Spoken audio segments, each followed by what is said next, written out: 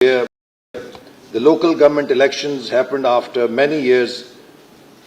We finally have the elected local governments. Punjab is yet to have local government elections after 2019. This is a good opportunity during this highly challenging time for the economic and social development of the country to have the elected representatives on board to carry forward the agenda of sustainable development at the local level.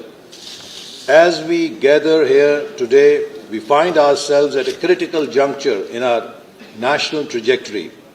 Pakistan we envisioned back in 2017 through SDG Local Government Summit was a nation on the rise, characterized by robust economic growth and promising future. We were poised to take a giant leap forward, aiming to join the ranks of the top 25 economies in the world. However, the Pakistan we inherited in 2022 tells a very different story, one marked by severe macroeconomic imbalances and deep economic crisis. The journey from a position of hope and aspiration, where we aim to stand shoulder to shoulder with developed nations, to our current situation of grappling with challenges just to keep the ship afloat, has been both rapid and tragic. Pakistan, a nation brimming with potential and resilience, but led astray by mismanagement and incompetence, needs to embark on a transformative path towards sustainable development once again. The 2030 Agenda and its Sustainable Development Goals provide us with a blueprint for progress, outlining our shared aspirations for a better future. It is incumbent upon us as representatives of the government, civil society and private sector to translate these goals into tangible actions and outcomes. In reflecting upon our collective responsibility, it is essential to recognize the complex and challenging landscape we face today. Pakistan, like many nations, confronts serious, not only domestic challenges, but a very complex and severe global environment where there is a global recession and growth of economy has come down with very high inflation. Despite the fact that my party had no role in creation of this predicament, we are steadfast in our commitment to shoulder the burden and lead our country towards a prosperous future. The crisis we face today is in many ways similar to the crisis we faced last year through climate disaster. Pakistan had zero role in making of climate disaster, but it was the worst victim of the climate disaster. So our government has zero role in making of this economic crisis that is inflicted or we have inherited, but we are committed to face the consequences and take the remedial measures to put Pakistan back on track once again. Let me be clear, we are not merely bystanders in this political quagmire.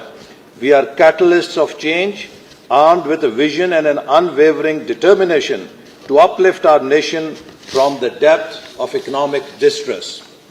The road ahead may be arduous, but it is not insurmountable. We must seize this moment, harness our collective willpower, and steer Pakistan back on the path of progress by turning this crisis into an opportunity. In our quest for revitalization, Ministry of Planning Development has unveiled comprehensive and strategic approach known as 5Es Development Framework. The 5Es Development Framework encompasses 5 key pillars: economy, e-Pakistan, environment, energy, and equity. Each of these pillars plays a crucial role in driving the nation's progress. The roadmap encompasses the essential elements needed to propel Pakistan towards sustainable development. These pillars, interwoven with the principle of social justice, inclusivity, and good governance, serve as guiding principles for our endeavours.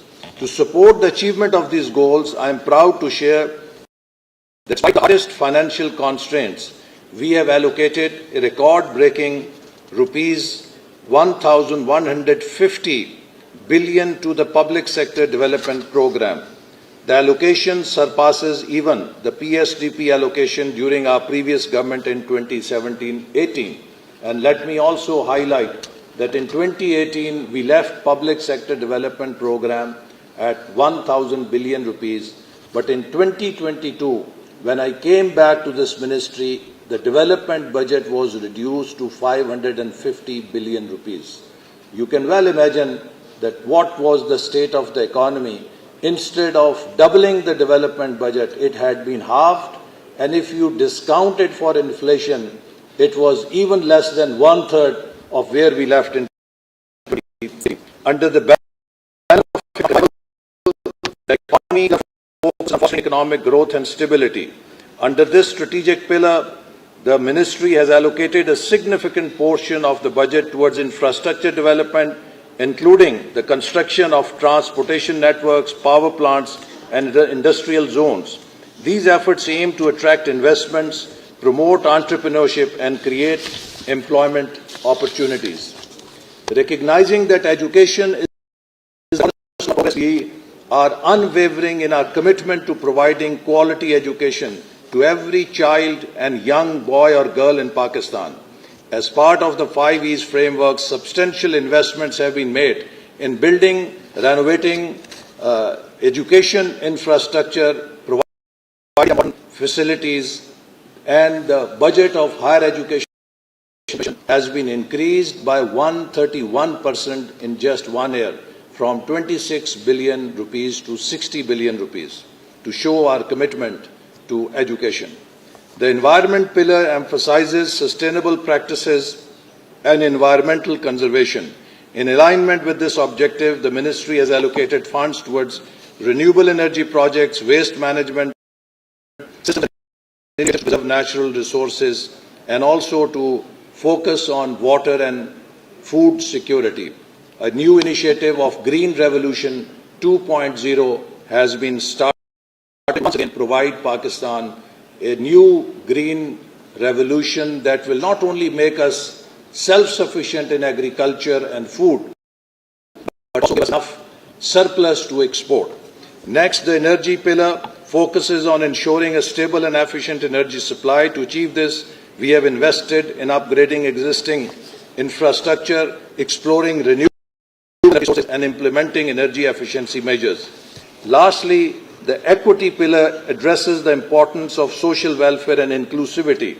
The ministry has allocated a significant portion of the budget towards social development. A new project of developing 20 poorest districts and bringing them at national average has been started. For the first time, we are addressing the most vulnerable and the poor districts of Pakistan to put them on fast track of development. And particularly, we are focusing to empower women and youth so that they can play their role in development of Pakistan. Ladies and gentlemen, the vision we present today is not mere rhetoric. It is a call for action, a promise to lead Pakistan towards a brighter future. We stand united in our commitment to achieving the Sustainable Development Goals, and we call upon our international partners, civil society organizations, and the private sector to join hands with us in this transformative endeavor. Pakistan, which faced the worst economic disaster, has almost lost all the gains that we made on sustainable development goals after 2015. And we need support from international partners so that we can not only do the damage control, but we can regain the lost momentum and we can achieve the goals by 2030. As we delve into the discussions and deliberations of this conference, together we can create a legacy of sustainable development where prosperity is not confined to the few, but shared by all. The success of our endeavors relies on our collective determination, collaboration, collaborative spirit and unwavering commitment to sustainable development. Let us forge partnerships, share best practices, and learn from one another as we work towards building a Pakistan that is inclusive, prosperous, and resilient. In the end, let me also, say a few words in Urdu. Unfortunately, Pakistan میں جو جمہوریت کا سفر ہے وہ اس تمام عرصے میں ادھورا ہے، چونکہ جمہوریت ایک تکون ہے اور اس تکون کا سب سے بنیادی پلر یا سب سے بنیادی مرکز جس کے اوپر یہ تکون کھڑی ہوتی ہے وہ مقامی حکومتیں ہیں۔ ہمارے ملک میں جمہوری نظام نے مقامی حکومتوں کو وہ کردار نہیں دیا جو کہ اس کا حق ہے۔ اس کا نتیجہ کیا ہے کہ پاکستان کی جمہوریت صرف 800 الیکٹڈ آفیسز کے گرد گھومتا ہے، جس میں 240 منتخب قومی اسمبلی کے ممبر اور باقی 4 اسمبلی کے منتخب ممبر۔ اگر آپ ایم پی ایز اور ایم این ایز کا تو 840 الیکٹڈ آفیسز ہیں ملک کے اندر۔ پوری جمہوریت کا 23 کروڑ عوام کی جمہوریت 840 الیکٹڈ آفیشلز کے گرد گھومتی ہے، اور یہی وجہ ہے کہ جمہوریت کے پیر نہیں ہے اس ملک میں، اور ایک پھونک کے ساتھ جمہوریت کا چراغ بجھ جاتا ہے۔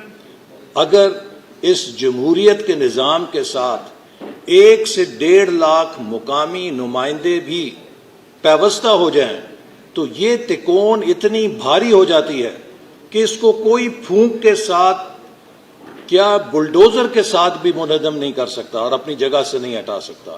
تو اس لیے اب وقت آ گیا ہے کہ ہم اگر اس ملک میں جمہوریت کو پھلتا پھولتا دیکھنا چاہتے ہیں اور ڈیموکریٹک گورننس کے ذریعے عوامی مسائل کو حل دیکھنا چاہتے ہیں تو ہمیں اس ملک کے اندر مقامی حکومتوں کے نظام کو مضبوط کرنا ہوگا اور بااختیار کرنا ہوگا۔ 18ویں ترمیم کے ذریعے وفاق نے اپنے 17 فنکشن صوبوں کو دے دیے۔ پہلے وفاق ٹاپ ہیوی نظام کے ساتھ اس ملک میں چلتا تھا جس پر صوبے اعتراض کرتے تھے۔ جب وفاق نے ڈیولوشن کی تو آج صوبوں نے ایک ٹاپ ہیوی نظام بنا لیا ہے، اور وہ وفاق کی مرکزیت جو ملک کے نظام کو چلانے میں رکاوٹ کھڑی کرتی تھی، آج صوبوں کی مرکزیت جو ہے اس نظام کے اندر ایک رکاوٹ بن کے کھڑی ہو گئی ہے، اور وہ اختیارات جو وفاق نے صوبوں کی طرف منتقل کیے ہیں اسی تناسب سے صوبوں کو بھی وہ اختیارات مقامی حکومتوں کو نیچے دینے چاہیے، ورنہ یہ صوبے فنکشنل نہیں ہو سکتے۔ اور یہ وہ نیا چارٹر ہے جس کی ہمیں ضرورت ہے کہ کس طرح ہم سب مل کر، جیسے وفاق کی مرکزیت کے خلاف پہلے مہم چلاتے تھے، اب ہمیں صوبوں کی مرکزیت کے خلاف مہم چلا کے ان سے اختیارات کو مقامی حکومتوں تک لے کر آنا چاہیے۔ اسی کے ذریعے جو لوگوں کے مسائل ہیں وہ حل ہو سکتے ہیں اور جمہوریت ان کی زندگی کے ساتھ وابستہ ہو سکتی ہے، وگرنہ یہ جو مسائل ہیں یہ بڑھتے چلے جائیں گے۔ اور آخر میں پھر یہ بھی کہنا چاہوں گا کہ دیکھیے آج ہم جہاں کھڑے ہیں، ہمارا جو کرائسس ہے جو ہمیں ورثے میں ملا ہے وہ بہت سنگین ہے۔ اس سال پاکستان کی وفاقی حکومت کے کل محاصل 6,900 ارب روپے ہیں، اور فقط قرضوں کی ادائیگی 7,500 ارب روپے ہے۔ لہذا قرضوں کی ادائیگی کو بھی پورا کرنے کے لیے مزید قرض لینا پڑے گا، اور تنخواہیں، پینشن، دفاع، ترقیاتی بجٹ اور سبسڈیز اور جو کچھ ہے باقی پورا کارخانہ معیشت، وہ سب کا سب بھی ادھار پہ ہے۔ آپ مجھے بتائیے کہ کوئی نظام جو اس قدر قرضوں پہ منحصر ہو جائے وہ چل سکتا ہے؟ ہمیں معاشی انجائنا ہو چکا ہے، اور جب انجائنا ہو تو کارڈیالوجسٹ آپ کو یہ کہتا ہے کہ بھائی اگر زندہ رہنا ہے تو اپنا لائف سٹائل بدلو، اپنے طور طریقے بدلو، مرغن کھانا چھوڑو، ورزش کرو، تمباکو نوشی چھوڑو، बुरी आदतें छोड़ो और सही और सेहतमंद ज़िंदगी इख्तियार करो तो तुम एक लंबी ज़िंदगी गुजार लोगे। लेकिन अगर अपना लाइफस्टाइल चेंज नहीं करोगे तो अनकरीब तुम्हें हार्ट अटैक होगा और वो जानलेवा होगा। हम भी उस मुकाम पे हैं कि या तो हम अपनी आदतें बदलें, अतवार बदलें, तौर तरीके बदलें, तो सामने एक सेहतमंदाना ज़िंदगी है। लेकिन अगर हमने तौर तरीके नहीं बदले तो खुदा ना खास्ता अगला हार्ट अटैक जानलेवा हो सकता है, और that is not an option. लिहाजा हमें हर सतह पर मैं समझता हूं कि अपनी सियासत की डगर को बदलना है, अपने मईशत के ढांचे को बदलना है और अपने मुआशरत के तर्ज को बदलना है कि जो हमने अपने अंदर गलत रवैये पाल रखे हैं। मैं एक मिसाल छोटी सी देता हूं। आप सब बाहर आते जाते हैं, अमेरिका, यूरोप, जापान, चीन, मलेशिया, किसी मुल्क में चले जाएं जो प्रोग्रेसिव है, 6 बजे के बाद आपको कोई तिजारती मरकज नहीं खुला नजर आएगा। 9 बजे के बाद आपको किसी रिहायशी इलाके में उनकी खिड़कियों से, विंडो पैनल से लाइटें जलती नजर नहीं आएंगी। 9-10 बजे तक सब सो जाते हैं और सुबह 6 बजे 70% लोग सड़कों के ऊपर होते हैं और काम की तरफ रवाना होते हैं। Early to bed and early to work, ये वो असूल है जो हमारे दीन ने हमें सिखाया है। और हमने क्या तर्ज अमल अपनाया है कि रात 12-12 बजे तक तिजारती मराकज़ खुले हैं, 2-2 बजे तक जाग रहे हैं, सुबह 11-11 बजे तक सो रहे हैं। लोग जब वह काम पर आते हैं तो उनका बॉडी क्लॉक और जो उनके दिन और रात का क्लॉक है उसके अंदर मिसमैच होता है। हर बंदा सुबह हैंगओवर के साथ काम पर आता है, नींद पूरी नहीं होती।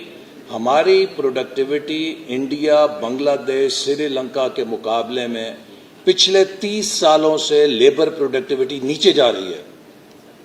सोचना पड़ेगा क्यों जा रही है। इस तरह हम आगे नहीं चल सकते। वो हर चीज, चाहे वो हमारे रहन सहन की है, चाहे वो हमारी प्रायोरिटीज की है, हमें एक मेजर रीस्ट्रक्चरिंग की जरूरत है। Reform and reform is the only solution. एक जब इंसान को झटका लगता है तो वो एक अपॉर्चुनिटी भी होती है कि आप खुद को बहाल कर सकते हैं, लेकिन जो झटके से नहीं सीखता उसको फिर बड़ा झटका लगता है। तो इसलिए हम सब का फर्ज है कि हम अगर इस मुल्क के मुस्तकबिल के बारे में संजीदा हैं तो हमें अपनी अपनी सतह के ऊपर इस मुल्क को सुधारने के लिए एक रिफॉर्मिस्ट बनना चाहिए। और इसके लिए सियासत वो रिफॉर्मिस्ट बने, प्राइवेट सेक्टर, सिविल सोसाइटी का भी फर्ज है, चूंकि स्टेटस को तबाही का रास्ता है, बिजनेस एज यूजुअल तबाही का रास्ता है। अगर हमने अपनी सिमत ना बदली, अगर हमने अपनी आदत ना बदली तो फिर कोई हमारी मदद नहीं कर सकता। लेकिन अगर हमने अपनी सिमत दुरुस्त कर ली, अपनी आदत दुरुस्त कर ली, तो अल्लाह ताला ने हमें इतना माला माल किया है कि हम 10 सालों के अंदर दूसरे मुल्कों के 25 साल के सफ़र को क्रॉस कर सकते हैं। मेरी दुआ है कि अल्लाह ताला हमें तौफीक दे कि इन हालात को काबू पाने के लिए दुरुस्त फैसले कर सकें और सब मिलकर टीम पाकिस्तान की सूरत में एक दूसरे से ताउन करें ताकि हम इन तमाम मुश्किलात पे काबू पाते हुए कामयाबी से आगे निकल जाएं। पाकिस्तान जिंदाबाद।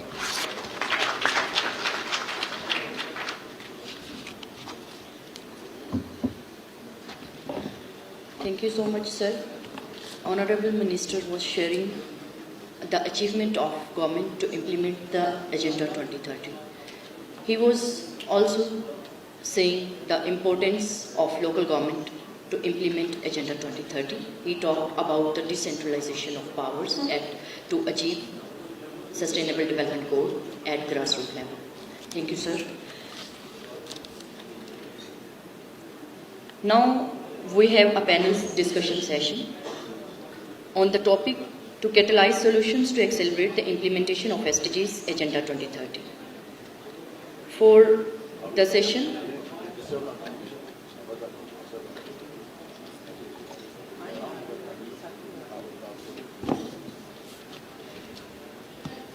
JK, where the local government elections happened after many years.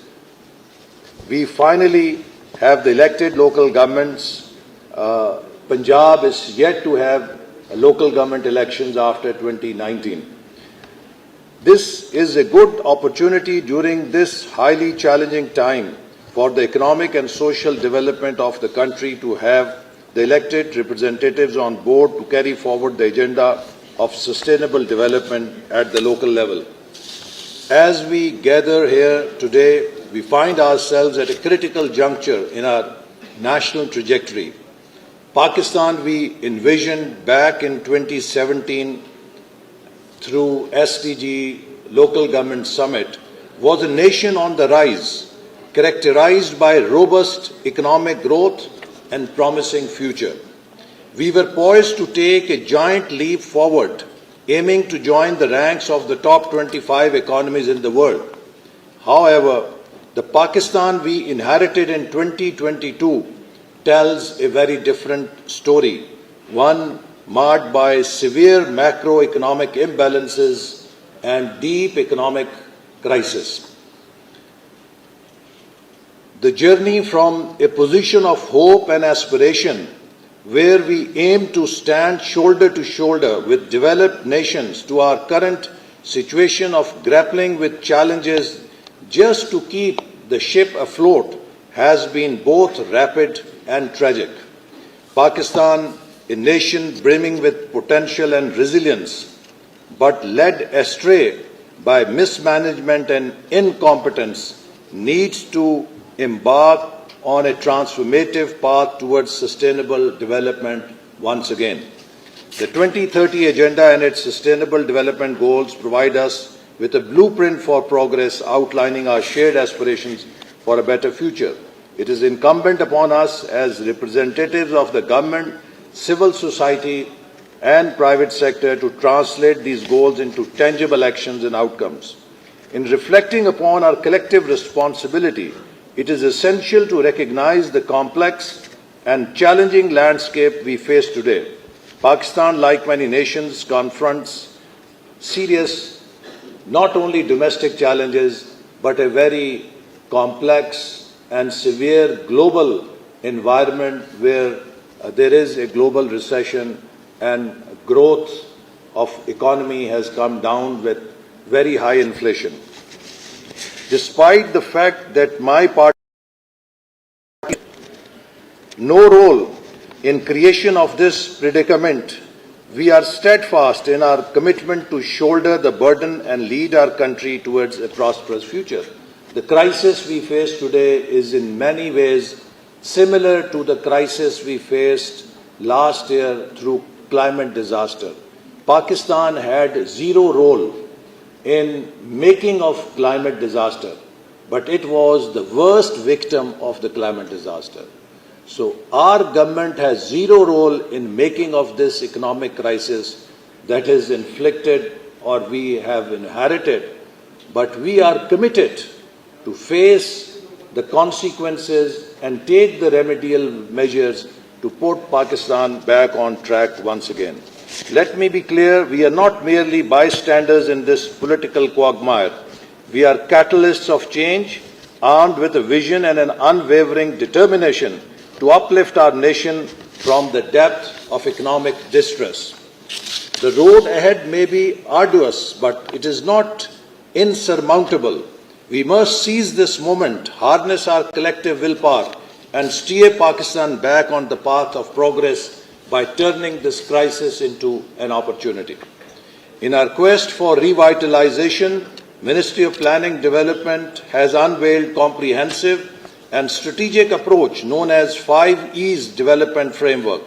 The 5Es Development Framework encompasses 5 key pillars: economy, e-Pakistan, environment, energy, and equity. Each of these pillars plays a crucial role in driving the nation's progress. The roadmap encompasses the essential elements needed to propel Pakistan towards sustainable development. These pillars, interwoven with the principle of social justice, inclusivity, and good governance, serve as guiding principles for our endeavours. To support the achievement of these goals, I am proud to share that despite the hardest financial constraints, we have allocated a record-breaking rupees 1,150 billion to the public sector development program. The allocation surpasses even the PSDP allocation during our previous government in 2017-18. And let me also highlight that in 2018 we left public sector development program at 1,000 billion rupees, but in 2022, when I came back to this ministry, the development budget was reduced to 550 billion rupees. You can well imagine that what was the state of the economy.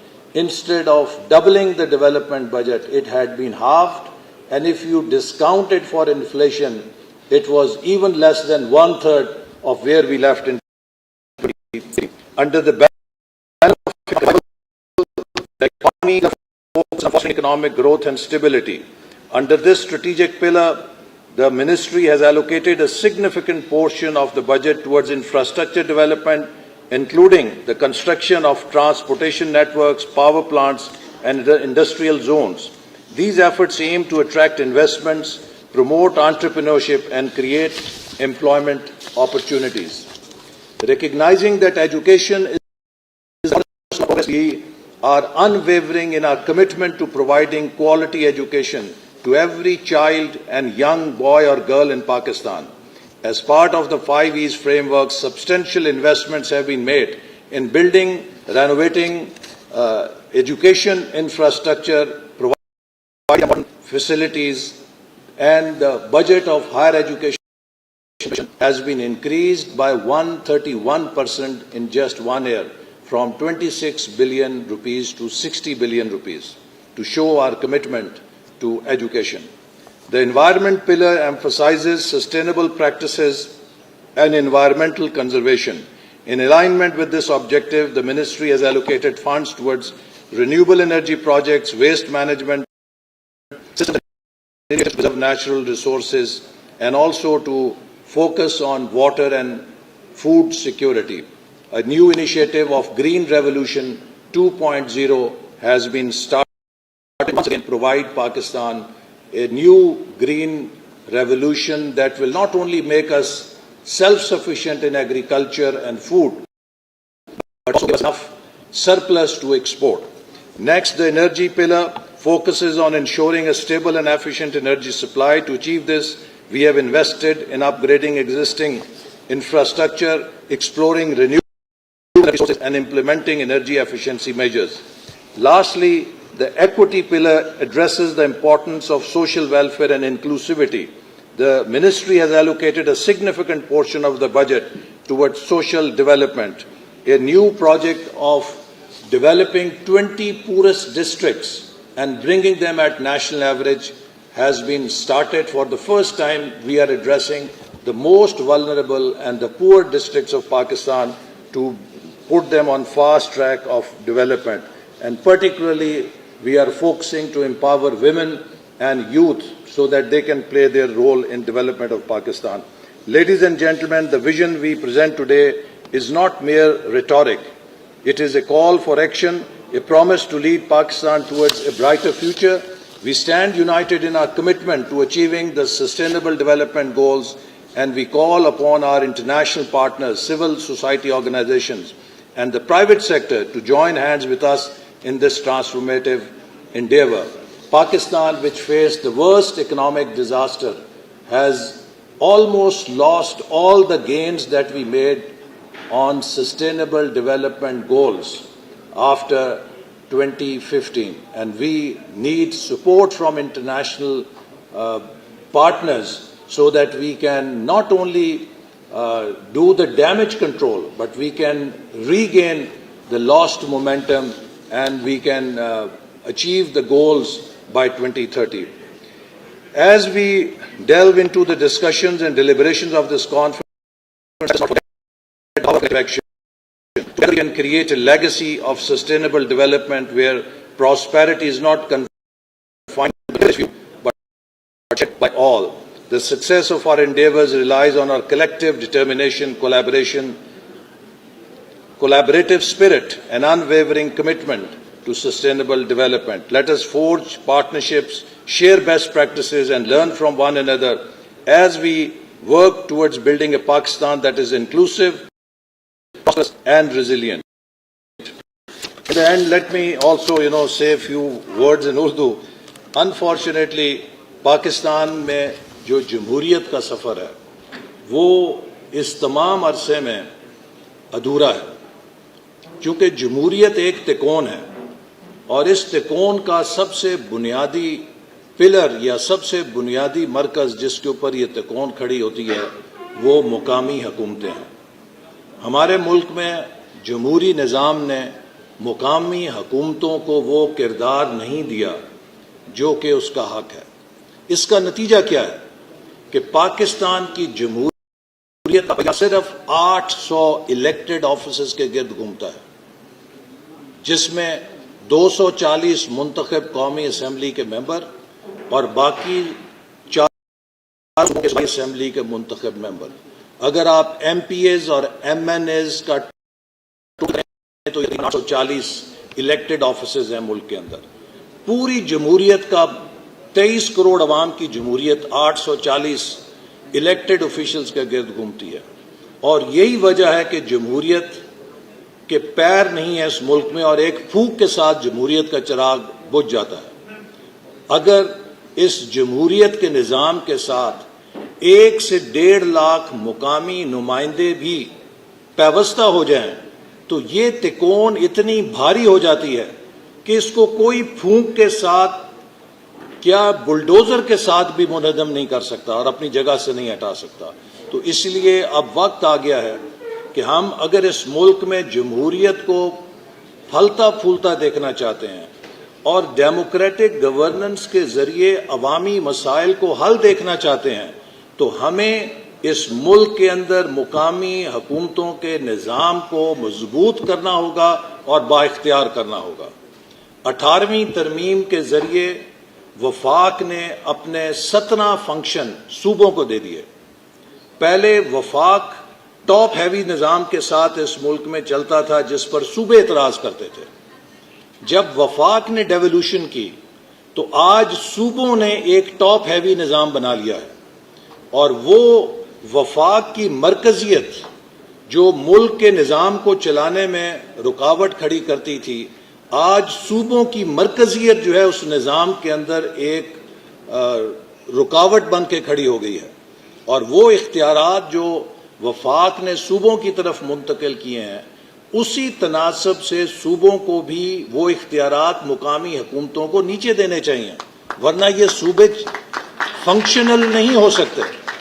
اور یہ وہ نیا charter ہے جس کی ہمیں ضرورت ہے کہ کس طرح ہم سب مل کر، جیسے وفاق کی مرکزیت کے خلاف پہلے مہم چلاتے تھے، اب ہمیں صوبوں کی مرکزیت کے خلاف مہم چلا کے ان سے اختیارات کو مقامی حکومتوں تک لے کر آنا چاہیے۔